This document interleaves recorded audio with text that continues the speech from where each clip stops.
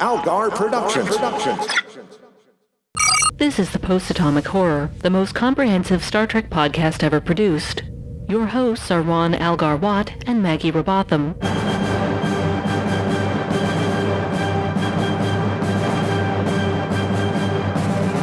Episode 527. Tomorrow, Tomorrow, and Tomorrow.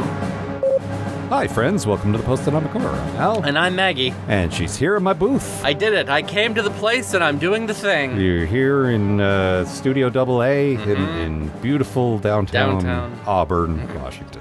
Beautiful downtown, dox myself. Ah, fuck. I'm in Auburn. Try to find me here in the endless maze of houses. I please. You'll never assemble my collection of clues. We did an episode that I remembered hating and didn't actually hate that much. No, I was so surprised. And that you know. might have something to do with, like, watching with a friend. Watching it together, yeah, maybe. Could be. Hey, buddy. Maybe. I don't know. Yeah. There's if we'd watched the Lower Decks one together or the musical, like there's some episodes coming up that we're not going to be fond of no matter what. We have watched Lower Decks episodes together and I've still been like, I hate this, I hate this, yeah, I hate this. I can watch you like trying to fucking yank your brain out through your nose, just like make it stop.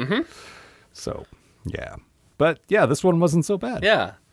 This is, what, tomorrow and tomorrow? Tomorrow and tomorrow. And I say that because Amanda, when she recorded the bumpers, gave it to me as Canadian as absolutely possible, and then I asked her to scale it back. That's good, because it's a Canadian set episode. Well, that's true. Does this count as CanCon? This is CanCon. Okay, that's fair.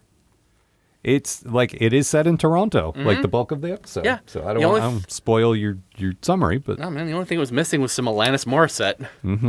Well... And that in itself is ironic, I suppose. All right. Why don't you tell us what happens in TNT? All right, so we open on La'an doing a tour of the ship, doing some security stuff, breaking up fights, rifling through Pelia's collection of stolen pirate treasure, and telling Spock to stop playing his Vulcan harp at 3 a.m. when she stumbles across a dying man in a business suit. Get to the bridge! He mumbles before graduating from dying man to dead man and pressing some space remote into her hand. Then reality is rewritten, and La'an finds herself on a different Enterprise, where Kirk is in charge. There's a united Earth League, and Romulans exploded Earth. So after a brief conversation with Kirk about what the Sam George is going on around here, the Space Gizmo sends the two of them to the worst place in the universe, Toronto. Sorry, but as someone from Vancouver, I'm legally obligated to be mean to Toronto. That smoking trash hole. La'an and Kirk spend some time doing typical Star Trek characters going back in time stuff, stealing clothes, examining whales, and eating batteries. And then a bridge explodes. Oh, get to the bridge, La'an says, smacking herself in the forehead. After some sleuthing and a conversation with an adorable two-caver about aliens, our heroes track down... Come on, the Noonien Singh Institute for annoying science fiction bullshit? They're ambushed by the two-caver who pulls a Malcolm McDowell and shoots Kirk.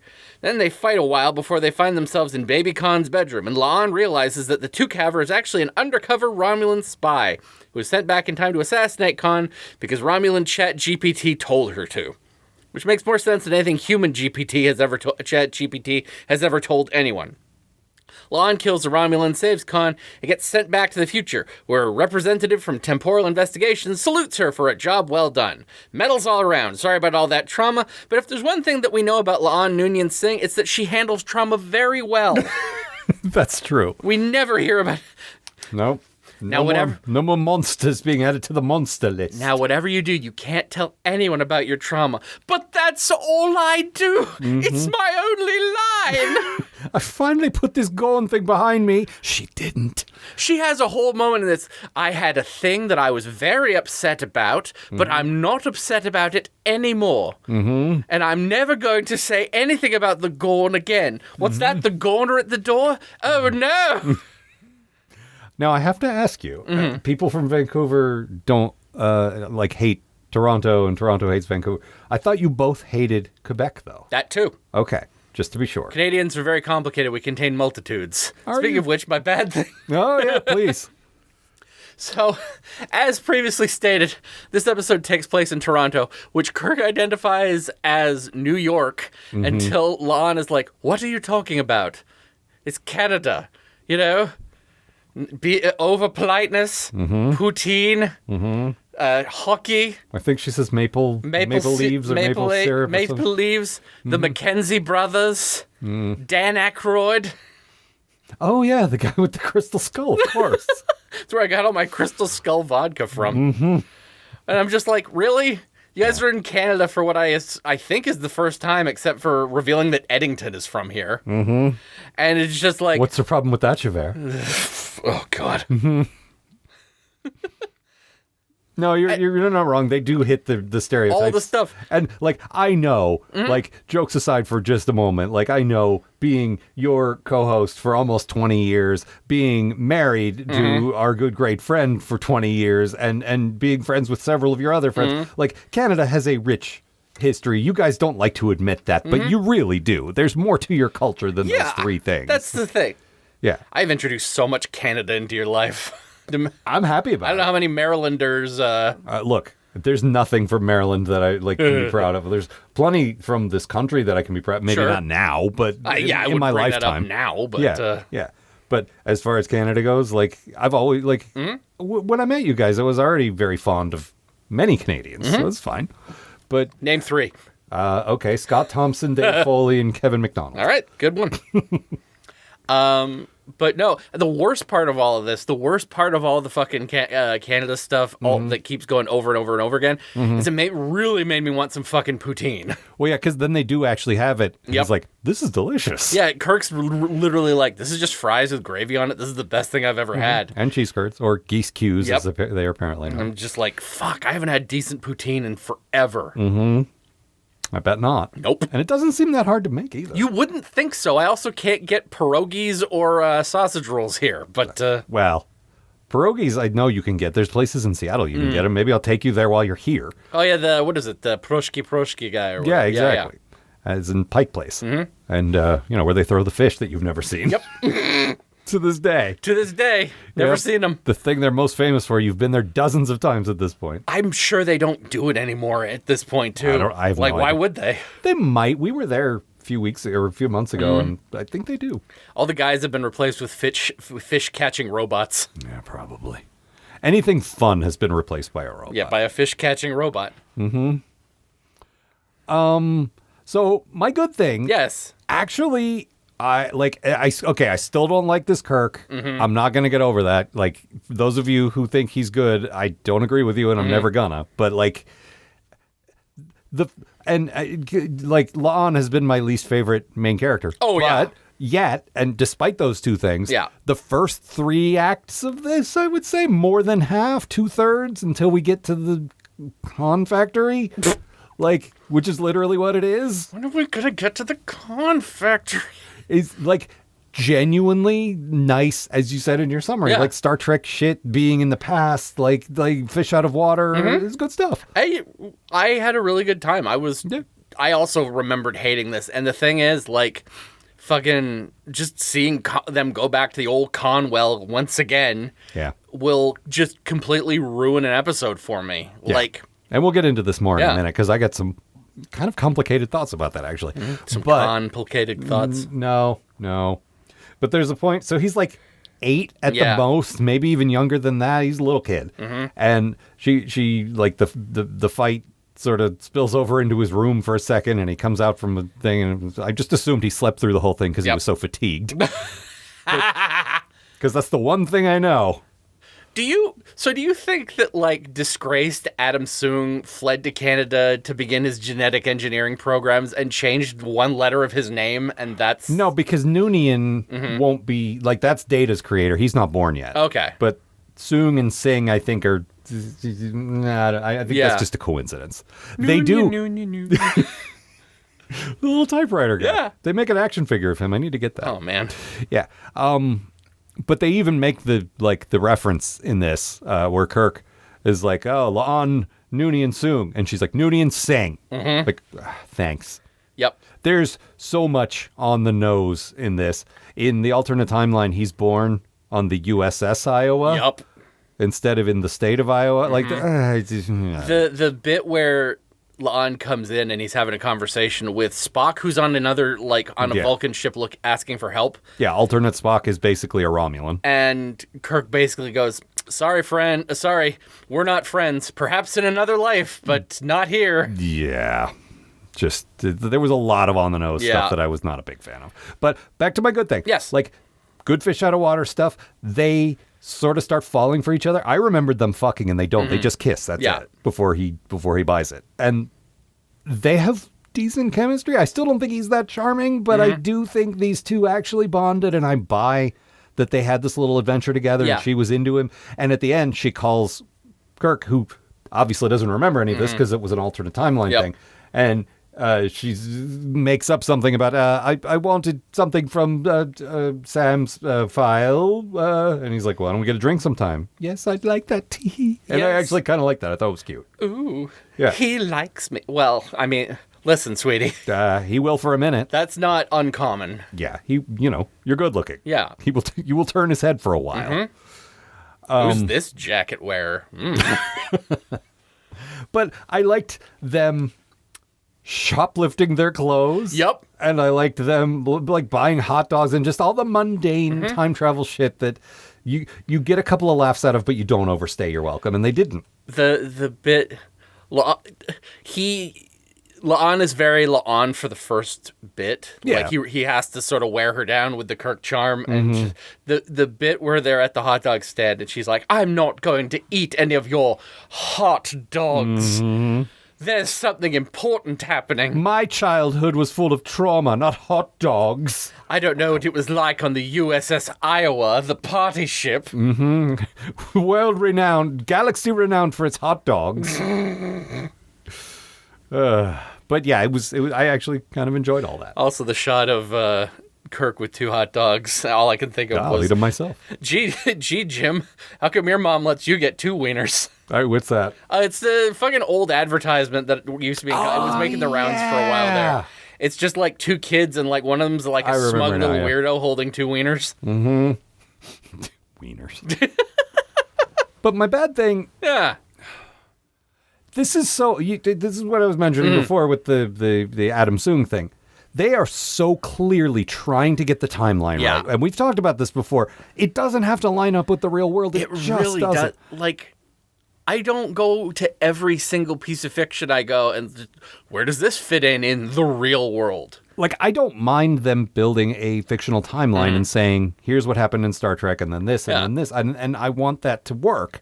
Like, that's how you world build. Yeah. But I don't need it to work. And what ends up happening is this Romulan is part of the temporal Cold War. And she's like, yeah, I waited here for years and it was supposed to happen in the 90s. And Yeah. all this time shenanigans mean it's happened now. And this was a trick they did. I don't know if you remember, they did a Terminator TV series in the late, like 2008, 2009, Yeah, the somewhere Sarah around Connor there. Yeah, Chronicles. which I actually really liked. I was meant to watch it. And they hand waved all the, like, why are we doing this in the 2000s by saying, because all the Terminators keep coming back, it kind of fucked the timeline up. And so Skynet started later. And like, I liked that.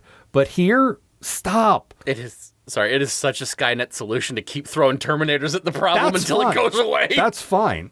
But and so it just slides the beginning Yep. of Skynet a little later, and that made sense to me. But in here, it's like, and now the eugenics wars, which we said on camera happened in 1993, actually happened in 20. It just, like, it doesn't matter, man. No. You doesn't need, like, you don't need to line up. We can just say, like, yeah, things veered off at some point. And once it happened, like, once we get into the 2030s and it hasn't happened yet, Yeah. are they going to have to correct it again? Like, stop. It's never going to be real. Yeah, like, we're starting to catch up with when the, like, actual post-atomic horror was. I mean, we are in a post-apocalypse of sorts, Well, we certainly are. but that's another thing. But yeah, I just, like... Honestly, the post-atomic horror sounds so much easier right now. That's just true. get all of these people into one courtroom and scream at each other. Well, there's some drugs at least. Yeah, that's true. But the whole, like, yeah, we saw him with his stupid fucking Project Con. Like, the enraging shot that relaunched this podcast. Yep. Project Con. We're both like, oh, give me a microphone. Yep.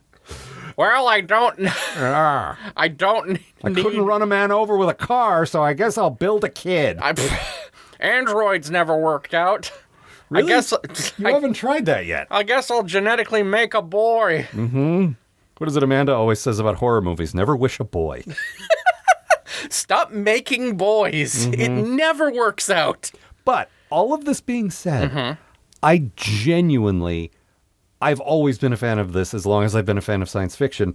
The time traveler who can't talk about what they've been through for various reasons. Like, she's been through some shit. She watched a guy die who's now not dead. She was face to face with her ancestor that she's got baggage, or like severe baggage. Yeah. And what I love is she's in that situation and she knows, because it's happened once already. If the Romulan had killed Khan, Earth wouldn't have gone through the shit that ended up resulting in them getting their shit together. And I understand that. There's a disaster, and then there's digging out from the disaster and getting Earth unified. And without that, it's terrible, but it never happened. And like it's like saying without Hitler you wouldn't have the UN, which if the UN was worth a damn, that's like that would be something. Listen, it's a good idea in principle. Yeah, but the idea of her knowing she's already seen the outcome of if he gets killed, so she can't do that. And also looking him in the eye, and he's like 8, and he's just a kid at this point, and he hasn't done any of that stuff yet. It's just and like, what's gonna go well? This is having my Adam great-great-grandfather. Soong as a father or whatever. Yeah, that's true.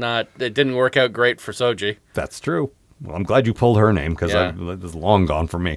But like, I genuinely liked her being faced with like, here it is. Yep. Here he is. I can kill him right now. I have a gun. I can't. He's a kid. And also, this will not fix anything. Yeah. Fuck. And then she goes back home, and DTI's like, good job. Now shut up. Yep. And like, I like all of that. Her coming in and the DTI agent is like, you can't tell anyone about this. Okay, but what about my trauma? Gotta go. Yep. Give me my thing back. Bye. Like, could you give me like a DTI therapist or something that I could talk to? Well, I think I told you, and you might have read these too. I don't know. But the Where's Tommy woman, remember her from yeah. became a time displacement therapist in some DTI novels. Where's Tommy? My son Tommy. Yep. That's her entire character in that episode. And one of the writers, thankfully gave her some actual, like, I went through this shit where I thought my kid might still be alive. Someone else coming out of cryo freeze or time travel or whatever the fuck is going to feel the same way. What if I help them? And that's a good idea. But I guess they don't have it in this time yet, so whatever. But I like. Sorry, it's still the 60s. We don't believe in therapy yet. Yep. But I did like all the stuff they put on through. I might even stop calling her Connie now. Yeah. Like she's becoming more of a character to me. She finally did it. She finally earned her name. Yeah. I'm still not impressed with this Kirk, but No. Yeah, I did like that she had a boyfriend for a second. I mean, this is the thing I keep saying is that, like, I don't care about, like, if as a guest star he's whatever, but like as soon as you try to give him any, like, This was their episode. Yeah, he's the other main character in this episode, Like and he's Pike just and Number One and Ortega's all showed up for about 30 seconds. Yeah. Spock had a minute, but everyone else was not here at all. yeah. Now Pelia, Oh god. So Pelia, is a good thing. I love this. So the episode opens. I mentioned this in my summary, but it's actually true. Pelia's having all of her like treasure put on the ship. paintings that she's literally stolen from the Louvre, Yup. among many The other bit things. where like Lana's just looking over it, and Pelia's like, that one is a copy. You can't be mad about it. You can't get mad at me. And she says, I'm in the archaeology department. And they go back in time, and the old curio shop she has is called the archaeology department. Yeah, I love, she's like, wait, I know someone who's around right now. I can get to Vermont. I have no idea how she got over the border. So, okay, real quick, just side note. A bridge in one of the major Canadian cities has exploded. Yes. And the border is just a place you can sail right through. Nobody in America gives a shit about what's happening in Canada. No, the Canadian side wouldn't let them out, I wouldn't think. No, I think... because a bridge just blew up in one of the major cities. Again, also no one cares what happens in Toronto. I guess so. Anyway, We'll just go down to British Columbia and sneak in that way. they did say they bribed a border guard, Yeah. but it doesn't matter. Honestly, With all the money Kirk made playing chess in the park. so that's how they get the money to rent the nicest hotel I've ever seen. I would love to stay in a place like this that just conveniently happens to be across from this disaster that happens. But Yeah, he basically like he's a ringer for. So you know how they have chessboards in Central Park in New York, and I assume they have this in Toronto as I'm well, sure. and other major cities. I like that. I think it's a neat thing to just, if people want to be outdoors and sit down and play chess with each Yeah. other, it's a thing. I didn't know they did it for money. I think the show made that up. Like, honestly, if I had any interest in chess, like, that would be a thing I would enjoy doing. Imagine if they put a board game you like. Yeah, there. exactly. It's the same idea. It's just, here's an interesting thing you can do outside with your friend. I've tried playing board games in the park before, and every time someone comes up and goes, explain everything to me about this board game. Well, that's the nice thing about chess is like you can look at them like they're stupid. Yep. You can say, you don't know chess? You're stupid. Like, I used to do D&D with Amanda in the park, and Yeah, but inevitably. that's a whole other thing. There's a whole narrative to that. That is true. But I don't know. I don't care. It's one of those things where it's like the episode needs this to happen. So it's like, and the thing is, we know Kirk is good at 3D chess. Yep. And we find out that 2D chess to someone who was raised on that is like a baby's game. Yep. And that kind of makes sense. It's like the kids playing Wild Gunman in Back to the Future 2. Yeah. You need to use your hands? It's like a baby's toy. Ugh. Okay, but still, like just winning money. I don't know. Anyway, so they go see Pelia. Yeah, so they go see Pele, and the thing I love, because I've seen this a million times, especially in Trek, where they're like, we'll go see the person. They did this with Guinan in Mark Twain episode. It's just, we'll go find the person that we know who's old and living on Earth, and they'll Yeah, that help makes us. sense. Yep. And they get there, and they're like, Pelia, you have to help us. We know you're Pelia. And she's like, okay, well, come on in, I guess. And they're like, okay, we just need you to set up some basic engineering stuff. And she's like, what the fuck are you talking about? I don't know science I or don't math. know anything about engineering. And it turns, because she's so long lived, she hasn't reached that part of her life. Yeah. yet. That's kind of neat. And it's very funny to me that it's like, oh, she'll save us. It's like, no, I haven't gotten to that part of my life yet. I'm not turning into Dracula. I'm Tordovian. No, that was cute. Yeah. And it turns out, like, she gives them a 20th century, 21st century, Yep. like, actually 20th century. The watches were made in the 50s or whatever. That watch did not. She goes, they were very popular in the 80s. And I look at him like, that's not a watch from the 80s. Yes, it is. Really? Yes. I had one. Wow. It was glow in the dark. I didn't know it had stuff in it. It looked, but it looked too sporty, honestly. I don't know what Like I'm like, that's a thing very is, 90s thing. the version of the 80s that has survived in pop culture is not exactly what Well, no. we all lived through, you know? Like, I was there for a chunk of it, but I was very young. Yeah, exactly. Let's see, what else? And also my parents, like, all their furniture and stuff was from the 70s anyway, so, The best decade. yeah. I'm from the 70s. As someone from the 90s, we've had this conversation. Yes, I know. I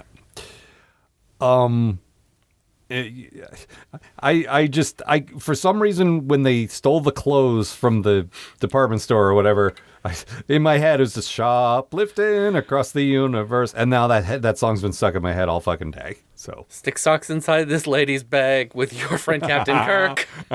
pretty good. Let's see What else? So just going back to the idea of the timeline, like the how this all lines up with other stuff. We were talking about how Picard season 2 has to be around this time. Yes. And so does past tense, which means Kirk, Picard, and Sisko are all within a few years of each other Yep. and within a couple hundred, like on the same continent Yep. anyway. No, we were talking about this, and I'm just like, where's the fan fiction about that, where everyone gets together to do a line of high fives like it's the end of a Little League game? I thought you were going to say a line of cocaine. I would also watch that. Although I guess if Adam Soong fled the events of Picard season 2 to go do this, it would be 10 years later. Yeah, that's true. Like a few years to get it set up, and then the kid is Well, yeah, so the kid's like, yeah. Yeah. That's a guess. I have no idea how old the kid is. Really little, though. And the other thing, like, we don't really know. All we know is that he had a folder called Project Con. It could be referring to a thing he has going up in Canada. I don't know. Yeah, it might have already been started. Yeah. Yeah, that's true. I've got another project. You don't know it. It's in Canada. As the girlfriend from Canada, Yeah, I know. I got lots of projects going on. I mean, he does. They're all played by Brent Spiner. Brent Spiner. Mm-hmm. Here's Brent Spiner and Brent Armour and Brent Legger. God. Brent Pelviser. Maggie, go to hell. I can't believe that one's never come up before. It probably has, and I blocked it because it's terrible. Oh, what else? Let's see. There's a bit where they're running around the compound where Khan is and where all the genetic stuff is. The compound, yes. And it's just fucking hallway fights again, long hallway fights. And I guess we can run Doom in this episode. Oh yeah, they're just blowing guys away. Mm-hmm. And at one point, the Romulan's trying to say, you could kill him. That's it. This will be the best timeline, and you'll never hear the name Khan again. And we both just looked at each other and said, if only. Yeah, exactly. I just the character's fine. One of the best movies and everything, but just the fact that we've got Space Seed was good too. Yeah. No, two great things, and then 30 years later, we have to fucking dig this guy up every 5 minutes. Remember? Yes, the I do. Thing. You've heard him. I will say, they cast a non-white kid as Khan. It wasn't Benedict Cumberbatch this time. It was like a kid that looks like his name might be Khan Noonien Singh, which is good. I'm glad. But also, I don't need to see this kid anymore. No. Whatever age he is, doesn't matter. How close do you think we are? I assume it's good. If they end up doing the Trek Year One show, but how long till we get Khan on camera again? It won't be that long. I don't know, because they were going to make a miniseries and they ended up turning it into an audio drama. Which that's appreciated. I don't have to listen to it. Probably not. I'm not gonna I'm not your boss. This is a co-venture, but there is an argument for that because it is supposed to be canon. I mean, it is. Do you want to No, but we're gonna run out of stuff real soon. That's true. So far, as of this recording, there's only one more season of this show, and then there's Academy, and that's it. There might be another season by the time we get there, but there's not much more to do. Yeah, we're gonna be done this year again. They just can't make enough Star Trek. Yeah, pump out the Star... I thought this was supposed to be priority. Well, and then Paramount... No, who knows? Bought or sold? I can't follow this crap anymore. Well, it's not happening yet. No. But yeah. That's supposed to take a couple of years to, get all the T's dotted. Who knows? It's also bad. Yeah. It's bad on a few levels, but that's I mean, we were talking about this. I simply can't... This is a thing I have literally no ability to affect in any way. It's going to happen no matter what. Of course. So I'm just going to settle on the fact that I am annoyed by the fact that we've moved up to only 2 companies in the entire world. Mm-hmm. It's them and Disney. Yep. And how will this affect Star Trek? Yeah, because that's kind of our job in a way. Yeah. Yeah, that's about it. Let's see what else. Oh, you did point out that the big hotel room they have where Kirk's sleeping on the couch, they could have gotten 2 beds. Yeah. Is this fanfic? There was only 1 bed? Yeah, Come on. right. I was you can't do there was only 1 bed if you don't get in the bed together. Yeah, that's true. La'an has to go across the hall and down the street, and there's Kirk sleeping on a couch, and I'm like, okay, that makes sense and everything, but this is a huge fucking hotel. Yeah, absolutely. They got a suite. Mm-hmm. Also, Kirk rifling through the minibar is very good. Yes, it is.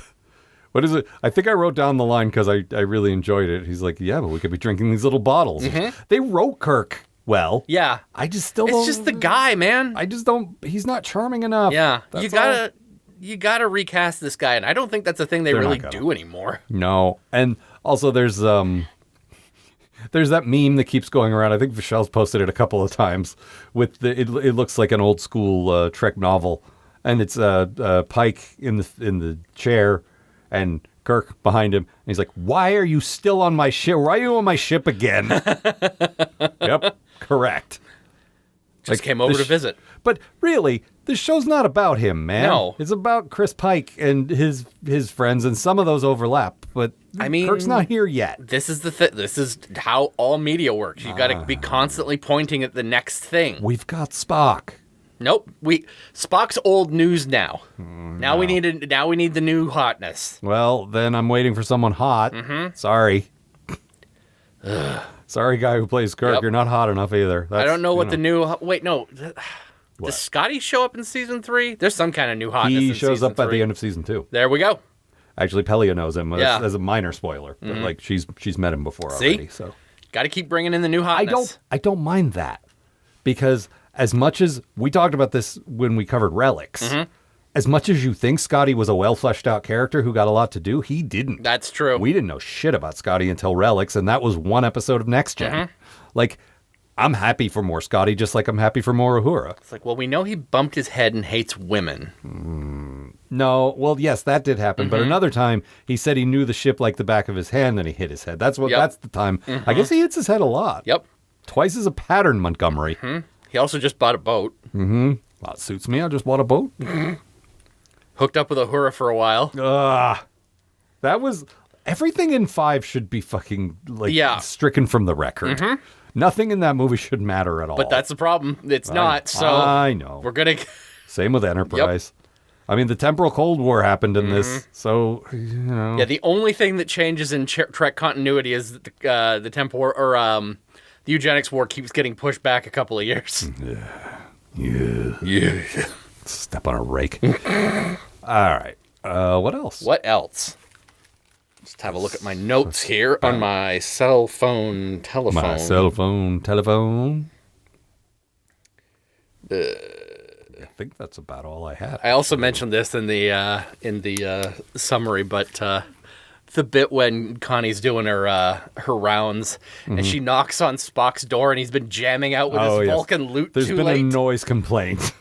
I will try to play less vigorously. It's he's so embarrassed. The thing I love about that is that it's basically what we used to say when we were watching TOS way the fuck back. Did we? I don't remember. Yeah, we used to say Spock would go into his quarters and jam on his Vulcan loot Oh, well, yeah. and had like his Vulcan band posters hung up. I mean, right now, it's like, it's early days, Yeah. and he's playing it as an emotional release because he's having trouble dealing with his emotions, so he's probably playing real loud. Oh, yeah. Like, I get it. You're sitting 5 feet away from my base, and sometimes I come down here and fucking, like, I almost said shred, which would make me sound like such a poser. Nah. But really, you know, I come down here and play very loud music to make myself feel better. And she is buying a stairway to heaven.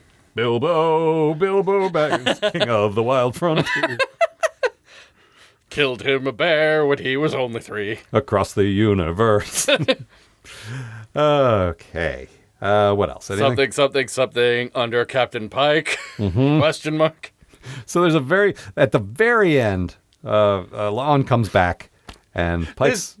There's going on the nacelles. Scrape them off, Chris. and she goes back to the bridge to see if everything's gone back to normal. And it's a rack focus shot, which means she's in focus in the foreground and the background is out of focus. And Pike, the back of Pike's head is super blurry, and I could still tell from the hair. Yeah, his hair rising. It's such a blurry, non-distinct object. If I was also like, if it was early and I wasn't wearing my glasses, I could still tell. Yep. And that the shape of his head is unmistakable. His hair just rises up like a periscope. Yeah, it's glorious. He just turns around backwards and sees, Lon. Don't talk to me. I'm just hair. Brain stopped 4 feet ago. All right. Anything else? Let's see. No, I think that's it. Very well. Whatever you do, baby Con, just no genocide, okay? No, you can't. You can't change it. The genocide has to happen. Damn, you have to have the genocide. Oh, very well. He's got to go back to sleep. He's so fatigued. He's so tired. He's a sleepy boy. He's a little guy. He's just a little guy. All right. Well, I suppose that's all for this week then. Next week, we are doing Among the Lotus Eaters. I have absolutely no idea what that is. All I know is that a lotus eater is, or a lotus machine is, the lotus eating machine is like Doc's thing that ate a child. What? Doc Ventures. Oh. Like orphan eater. Orphan. Little orphan boy. Are they going to kill more children on this show? They might kill more children. I didn't realize till just now, till like the light bulb just went off. This is another almost child killing episode. Yup. This show loves killing children. It's their favorite thing to do. I mean, it's half a joke, but it comes up a lot. Yeah, man. We're only 13 episodes in, and it's come up 3 or 4 times already. That's a lot of nickels, man. Yeah, exactly. So maybe there's more next week by Yeah. that title. Who knows? let's see. The website, as ever, postatomichorror.com. If you want to write to us, it is postatomichorror@gmail.com. And the Patreon is patreon.com/Algar. You know the deal. I'm not going to go through that again. Yeah. Thank you for your patronage if you're paying. If not, maybe consider it. Yeah. But give us some money. We do love you anyway, yes. All right. And that's all for this time. Yeah. See you, folks. The Post-Atomic Horror Podcast is a co-production of Maggie Robotham and Ron Algar Watt. Copyright 2026. Please don't sue us. We're just doing this for fun.